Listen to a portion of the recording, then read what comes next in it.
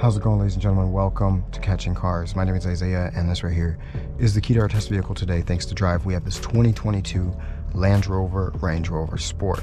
So we're going to go ahead and take this out on the Autobahn, see how it goes. We're going to do a timed acceleration as well. And then, of course, I'm going to come back and tell you guys what I think of the Range Rover Sport. Before we get going, be sure to subscribe to Catching Cars. And since we're already here, let's just go ahead and run it.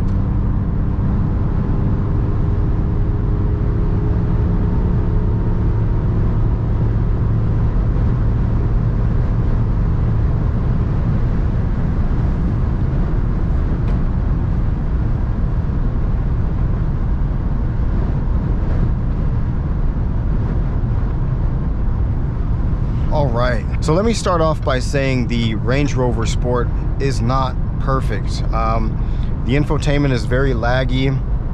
Really just not, I don't know, the processor or something is just really slow about it. It's not the way it should be in a premium vehicle like this.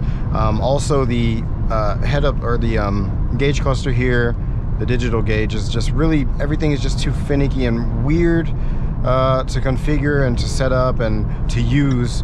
I guess if you get used to the vehicle or you drive the vehicle on a daily basis, you'll get used to this stuff as well.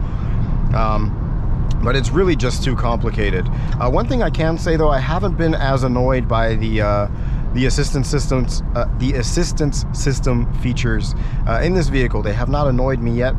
But it is hard to turn them off as well. So I'm glad they didn't annoy me, because that would have been another very frustrating headache if they would have annoyed me like in other vehicles. So yeah, everything is just not perfect about this vehicle. The fit and finish and the quality is actually decent. I mean, like, material quality is good, actually better than some of the German rivals. But it's not as perfect as the German rivals, and that's the feeling you get with this. However, this does have one benefit. It just makes you feel very, very special because it is different.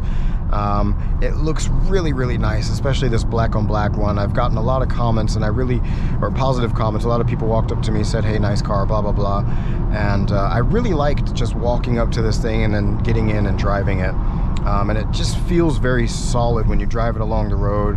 You feel like you're the king of the road, pretty much. That's the feeling that this gives you. Now, of course, its competitors and German rivals give you that same feeling as well, like a GLE, maybe a GLS, a Q7. They feel really nice as well. Also the X5. However, like I said, this one just feels a bit more special. Maybe because it is British, it feels a bit more like a Bentley Bentayga or a Rolls-Royce Cullinan, may I say. Now, don't misunderstand me there. This is, of course, not in the same price range as those, and definitely not comparable for I guess the luxury that you get. But like I said, this just feels more special than a Q7 and X5, something like that. And I really love driving this thing around. Now, reliability is my one concern with this. I'm not 100% sure how this thing will be on the long run. But if you go ahead and want to lease one of these, or you're just buying it for a short period of time, buying it brand new, and then just driving it for a few months or a year or whatever, depending on what you do, that is your choice. I can definitely recommend this though, if, like I said, reliability will not be a concern for you. This is really, really nice, and it is more than recommendable. I actually have this on my top pick list, basically, of SUVs for like a family or something, just because of the way it makes you feel. Like I said, it's not perfect, nowhere near perfect. I think most of the German rivals are better in most of the ways, but this just makes you feel more special. And also the diesel that we have in this one, this is the V6 diesel with 300 PS.